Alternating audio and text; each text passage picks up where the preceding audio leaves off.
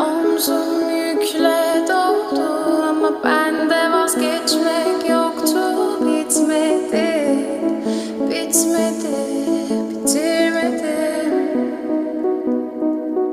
Ben özel değilim ya da öyle bir şey, ama sen varken hep böyle hissettim, böyle hissettim.